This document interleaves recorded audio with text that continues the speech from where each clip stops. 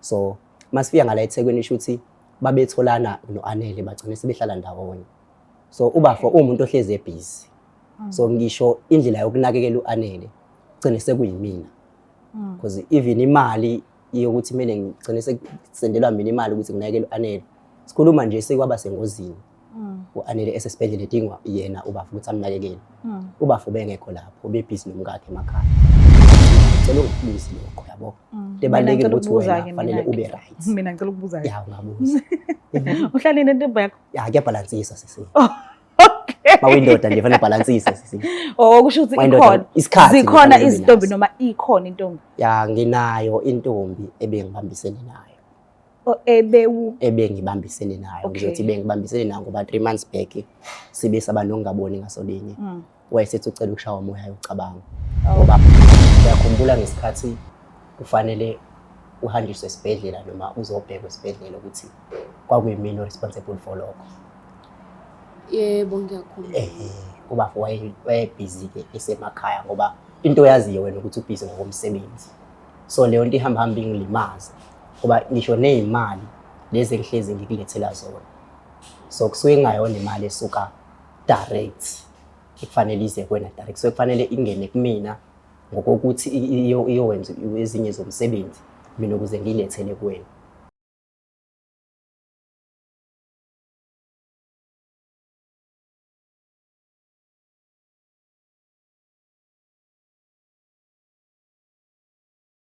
Uthando leqiniso, uthando lwamanga. Igama lami nguStufuza Dlanga Mandla Zulu. Ngiyanamukela ngiphinde nginibingelele nonke ababukeli bayo eBlack Life TV. Namhlanje ke sivakashelwe uBafo. Ngiyathemba ukuthi mhlambe into azizele nayo izophumelela ekuhambeni kwesikhathi angazi. Kodwa nje asike simuphe udlebe silalele ukuthi kubekwa yini la ekhaya namhlanje. Sabona kanjani? Yebo sanibona sisi. Uyaphila? Ngiyaphila. Ngiyaphila nami. Ngicela wazi ngaba nesibongo nala usukhona. Igama lami nguSamkelo ngwaKambamba isibongo. Okay. Ngokusuka ke ngisuka le Bergville kodwa ngokuhlala ngila eNtuzulu. Okay. So ngicela ukwazi nje ngempilo yakho kancane ebuncaneni bakho nasekukhuleni kwakho uze uba mngaka mhlawumbe ubani bekubhekelele ekhaya bekabazali bobawuthi bebamsene mhlawumbe bekuzalo yedwa noma bekugogo nomkhulu. Ngicela uqala la nje mina sisibe ngikhule ngumuntu ngathini nguthumbu kaMama. Okay. Because ngumagcina ekhaya. Okay. So bengumuntu okhuliswa umama up until naye ke ashiye emhlabeni. So mase ngicabanga ukuthi ngangenza grade 4. So mncane kakhulu. Abe ngikhuliswa ke usisi nobhuti bangifundisa ukuyimela. Okay. So bengumuntu ngokukhula ke ngumuntu othanda ibusiness. Even esikoleni angihlezi nginamacala okudayisa. Okay. Because ngumuntu othanda ibusiness yabo. Okay. Up until ngize ngibe mngaka ke kwazi ukuthi okay pusha ama-business gcine nokuthi ke ngifike la. Why ungakhulumi ngobaba? Into yenza ukuthi ngingakhulumi ngobaba side kakhulu istory sakhe. Okay. Ya side kakhulu So kodwa yena nje ube khona empilweni kodwa ubefana nje umuntu ongekho. Ya singasho kanjalo. Okay, so awukazi ube naleso silonda noma mhlambe sasikhona wenze ukuthi mhlambe indlela ukuthi wenze indlela zokuthi usilaphe. Ya seke saba khona isilonda so ngaba nezindlela zokuthi ngisilaphe ngoba phela ekugcineni ungubaba wami. Okay. Ya. Usaphila? Ya usaphila. Okay, kulungile. So uzalwa wedwa kuyena noma akhona amanye ama siblings? Siba u9. Ubaba? Siba u9 kubaba noma. So mina ya siba u9. Okay. So ngicela ungilandiseke ngiqale nje ekuqaleni la kuqala khona udaba oluzele la ekhaya namhlanje. Ube nami nje ube nesineke nami ngikhona ngizokulalela. Ngifuna ukunderstand ukuthi ubekwa yini. Alright. Into yenza ukuthi ngizibhalele ka Black Life TV namhlanje ukuthi kunosisi la ekuthiwa uAnele wakamkhize Sibongo. So kahle ubese usebudlelwaneni noBafo. Okay. So ngizombiza ngoBafo ngoba sesihlalile naye isikhathi esiningi ube umngani kumina sagcina sesoBafo. So uBafo ushadile. Unomfazi nezingane emakhaya le Bergville. Okay. So ngala eThekwini sasilethe umsebenzi njengoba ngicaya ngachaza ukuthi umuntu webusiness. So masifika ngala eThekwini ishuthi babetholana no-Anele bagcine sebehlala ndawonye. So uBafo umuntu ohlezi ebhizi. So ngisho indlela yokunakekela uAnele gcine sekuyimina. Because even imali yokuthi kumele ngigcine sekusendelwa mina imali ukuthi nginakekele uAnele. Sikhuluma nje sekwaba sengozini. uAnele esesibhedlela edingwa yena uBafo ukuthi amnakekele. uBafo bengekho lapho bebhizi nomkakhe emakhaya. So amanga ahleze waqambela uAnele ukuthi ubhizi nebhizinisi. Kanti ngapha ngirana ibhizinisi, ngapha ngifinde futhi nginakekela nentombi yakhe. Yabo ekuhambeni kwesikhathi ke nakumina gcine sekuzwela sekukhandeka lolo thando lolu ukuthi no le ntombazane ngiyayithanda. Kodwa manje kunzima ukuthi ngiyibuke ekulesimo lesi. Ngoba into ebhlungu kakhulu ukuthi uBafo uSiphiwe njoba ele emakhaya akuvelanga washada nje. So bashada umshado wamafa. Kwahlangana umndeni wakubo nomndeni wasekhabo ntombazane. Kwase sekuthiwa kuhlanganiswa amafa kahle kahle kuphushwa ilegacy. So uhlezi esho naye esixoxela nje ukuthi mangase kuthiwa uAnele uyafounda ukuthi ushadile nomkakhe uyafounda ukuthi uyajola ngala eThekwini kungalimala ilegacy yakubo. Yabo. So mina into engizele la ngizovusa uAnele ukuthi okungcono kubo yena ozoyikhethela.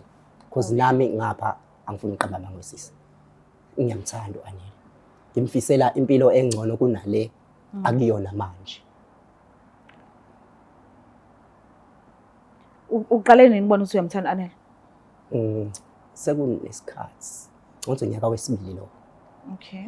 Because kwesinye isikhathi ubeke naye afone angitshela ukuthi usiphe this usiphe that. Mina ke ngicene ngingabi nawo amagama okudefend uBafo. Ngithi ngiyeza. Kuba ukuthi ngihlala naleso sikhathi naye azangibuza ukuthi wena uhlala nentombi yakho. Ngithi mina ngicela ungakubuzi lokho yabo. Debaleke ukuthi wena fanele ube right. Mina ngicela ukubuza. Ya ungabuza. Uhlala nentombi yakho? Ya kuyabalansisa sisi. Okay. Mawindoda nje fanele balansisa sisi. Oh kusho ukuthi ikhona. Zikhona izintombi noma ikhona intombi? Ya nginayo intombi ebengibambisene nayo. Ebengibambisene nayo ngizothi bengibambisene nayo ngoba 3 months back sibe sabanongaboni ngasolinye. Wayesethi ucela ukushawa umoya yocabanga. Ngoba ubesengayingeni leyo ukuthi njalo yena makufanele anakwe izogijimela ukuhambisa izinto uAnele kuqala. Bena kahle kahle besinge noka understand ukuthi kahle kahle kwenzakalani phakathi kwami noAnele. Ila esengithole khona ukuthi kahle kahle ngiyayithanda le ntombazana. Ngakho nami ngicela sengibhalela ka Black Life ukuthi sacela ningisize ukuthi okungcono sixazulule lolu daba. So if kuyenzeka uBafo wakho uyayibona le video ekuzwe futhi ngendlela ochaza ngayo. Awunankinga yini if kuzophela ngobungani benu? Ngeke ubuze kuphela ubungani bethu. Ngalapho nje ngini 100% sure. Ngoba asisahlanganisiwe ubungani kuphela. Ngapha hlanganiso ibusiness cause esabantu abasebenza ngeimoto. Saqala ngokuthi sishayele Uber until siba own. Yabo. So ngeke uze kuphela ubungani because naye ube umuntu yabo sakudlala nje bexoxa sadlala ukuthi yazi weBafo ukube umuntu uyakwazi ukuphisana ngomuntu bengizothola umuntu engizomupha lo uAnele. Ngoba manje akasakwazi ukubalansisa. Seshawe isikhathi ngoba nakubo sebemdinga kakhulu ngapha nakwakhe sebemdinga kakhulu. Ngapha mase ngingedwa ngilelazi ukuthi no lo muntu udlalile ngengane yabantu. Isikhathi sayo nje. Isikhathi sayo nayo isibona ukuthi okay isithola umaqondana ezifizo lotshola or isithole lumyeni kanti kudlalwa ngayo. Ma uhleli nayo uAnele uke unothise ini mhlambe emqondweni wakhe uyaba nakho indlela thizeni mhlambe ukuthi ukube nginawe empilweni yami ngabe mhlambe kungcono kunokuthi usiphenga ngenza kanje. Noma ngokumboka kwakho akekho wayilapho nje. Mhlambe kuzomthuza nje nanokuthi hayibo ungitshela ukuthini manje. Ngalapho ke ngeke ngize ngikwazi ukuphawula kakhulu kodwa engike ngikubone manginayo Anele. Umuntu othulayo okwazi ukuvalela into ngaphakathi. Noma sixoxela nesakudlala ugcina ngokukhipha lapho ukuthi hayi uma lapho. Okay. So ukuthi uyamangala khona vele kungafanele amangala. Sesisidile isikhathi lesi. Okay. Yabo ukuthi ngazoqhamuka manje nento kanje. Yabo. Kodwa futhi ngiphinde ngibuye ngize la naye uma sekuthiwa uyathatha kahle ngokomqondo wakhe uyayibuka naye lento le. So kahle kahle into la isilele kuye ngiyakuzwa ithi ngimlande ke khona uzokwazi ukuthi uzikhulumele umbhekile nje. Ayeke Ngiyacela usandezele.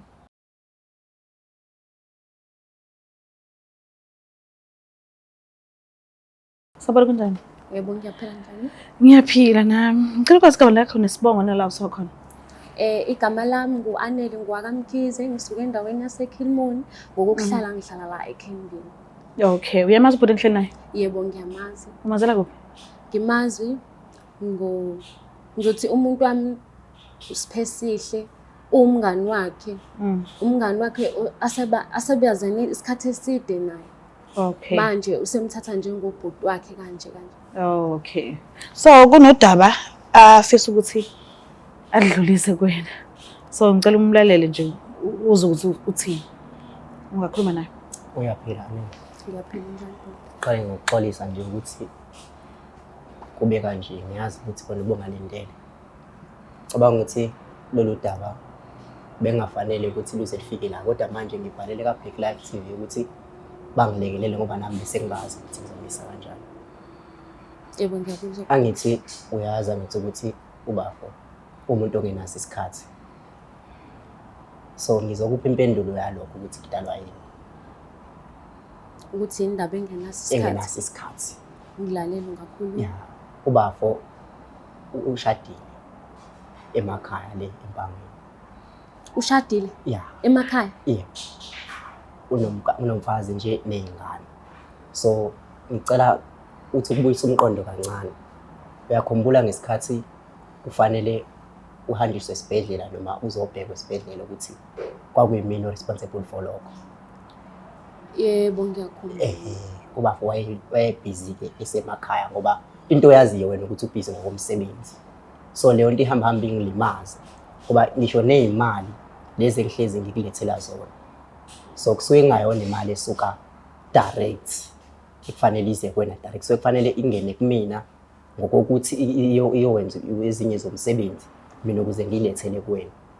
So leyo nto ke mina ingimazi kakhulu. So into yenza ukuthi ngigcine sengibhalela la Big Life TV kahle kahle ukuzokutshela ukuthi inkulu lento kuyona kanti futhi iyangilimaza ngaphakathi njengoba nami sengikuthanda manje.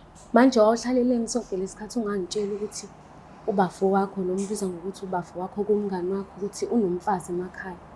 Uzongitshela namhlanje indaba ukhethe ukungitshela namhlanje. Kwangelula ingakho ke ngize la. Ngoba lento bengilo ngiphila nayo ngaphakathi iyangilimaza.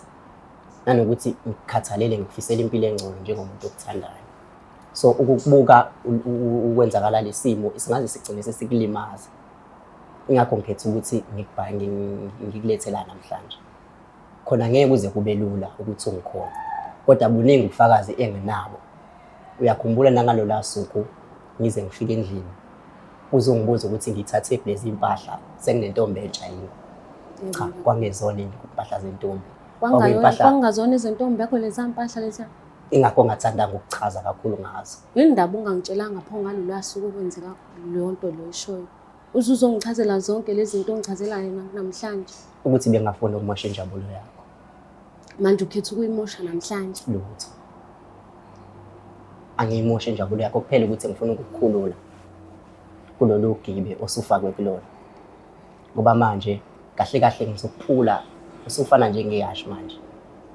Ngizokuphula ke ngizokuvulela ukhiye ukuthi ukwazi ukuphuma sekukuwena ukuthi wena ukhetha iphi indlela kodwa into engifisayo mina ukuthi ngifisa sakhe kusasa mina nawe.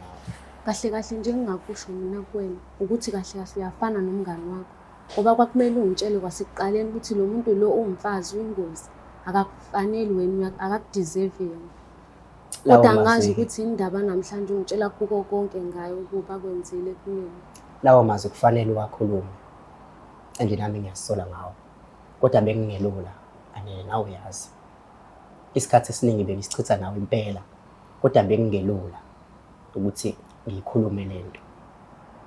Because namanje ngeke ngathola ithuba la engizothola khona ngingedwa ngathi no. Okungcono ngoba sengibatholile aba Big Life TV. Akube yibona engizothi bacele bangisize ngoba ngiyazi ukuthi ngeke uzongikhona. ngeke kuze kube lula futhi ukuthi uyamukele lento engiyenzayo. Kodwa khona ukuthanda mina, hayi shame ngiyakuthanda ntombazane. Wena-ke njengokuthi njengoba uthanda mina wena, kuzokwenzakalani kobudlelwano benu enibakhile? Ngisuka kude nalo muntu lo, kodwa uzokwazi ukuthi uyangithanda, ube wazi ukuthi nami ngithandana naye.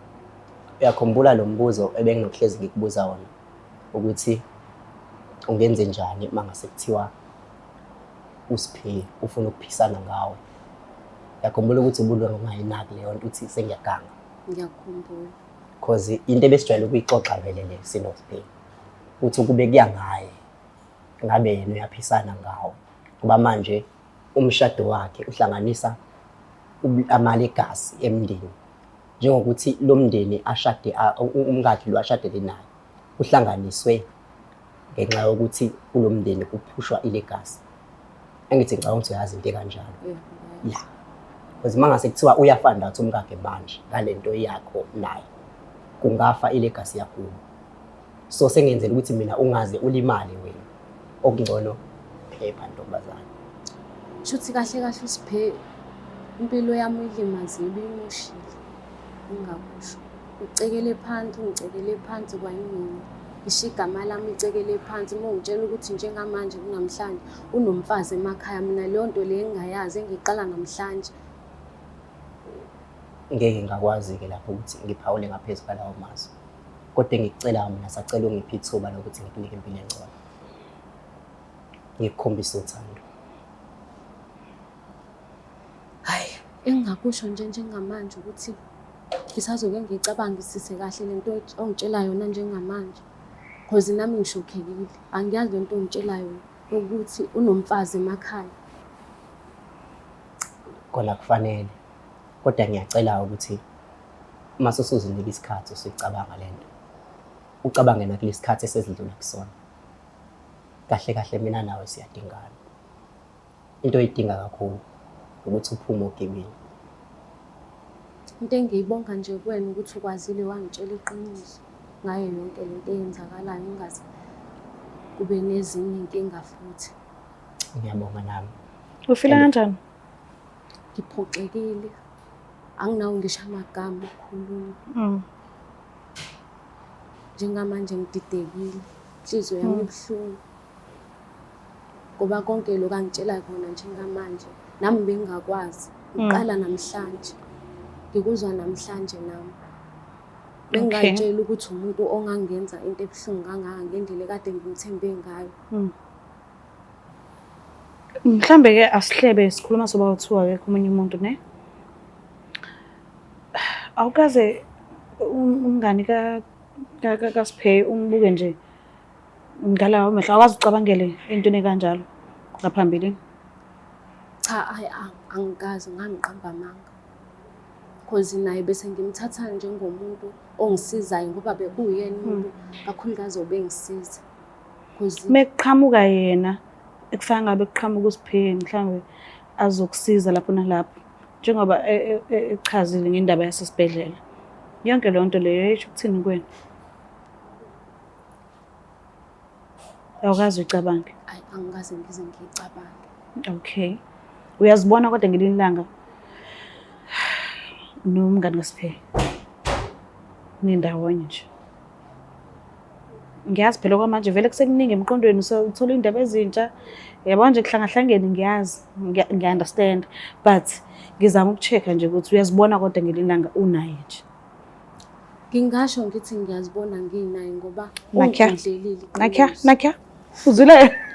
Ngizwa kahle. Okay, guys. Okwamanje angakuthunuki. Angisho usulimele ukuthi uSiphiwe wenzani kanjani. Angakuthunuki. Asingajahi ekuthenini la uzibona khona naye. Kodwa ungathathi futhi isikhathi eside because inhlahla ifika kawodwa empilweni. Yes. So angisho ukuthi ngesimanga sokuthi usekutshelile ukuthi uSiphiwe unjani. Therefore sefanele umholele ngokuthi ke at least ke nawe ngena kwi relationship naye ke angisho futhi ukuthi pair uSiphiwe uma ungena kwi relationship nomngani wakhe. Angisho ukuthi bana nenhliziyo embi mina. Uphuma lapho. Kodwa mhlambe cabanga nje kahle kahle uye usungibonile unakekelo lakhe, usibonile isandla sakhe ukuthi unjani. Ngiyazi mhlambe kuzohlangana kube kuhle okudlula la ukhona manje.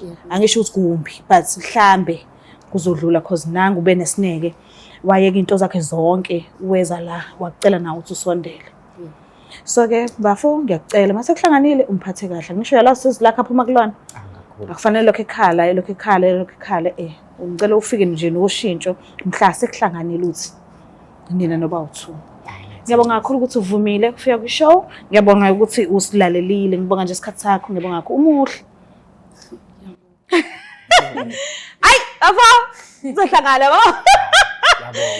Buke lapha ekhaya ngiyathemba ukuthi niyazibonela nani ukuthi siphethe ngani. Ngiyathembisa kona. Uyabona ukuthi uqhakazile kumhlophe kuhle kusazoba right. Ngiyacela ungakhohlwa ukuthi subscribe, like, ushare. Ngiyanthanda kakhulu. Bye. Black Life Traditional Pharmacy izimpande zama-Afrika. Sikulethela konke ongakudinga. Sisebenzisa imvelo kokulapha, sididiyele izimpande. Kwahlanganiswa ongoti abahamba phambili wezokulapha ngesintu. Senzela wena. Sikhona isikhafula sokubuyisa isithandwa sakho, ukuthola umsebenzi, ubuyisa umuntu wakini owaduka. Sikhona neziwasho. Sikhona isiwasho sokugeza isichitho, ube nogazi, uthandeke ebantwini, ukususa amathunzi amnyama, nokuvula izinto zakho zikale phansi abantu bakuthande. Siyabasiza nomama uma unenkinga umhlume, ama-ulcer, i-cancer, i-BP, ushukela, ama-fibros, uvule nesibeletho ukuzothola abantwana. Siyabasiza nosisi ukukhuphula isitofu sibeke ku6, indoda ikuthande kakhulu izikuphi imali. Nobaba sebasiza ukuqinisa idonkipiri, umthetho uqine endlini. Wenza umuntu akathande wena wedwa, alangazelele wena wedwa futhi uphinde uvikele umkakho. Woza kithi epharmacy eBlack Life Traditional Pharmacy. It's the Black Life TV.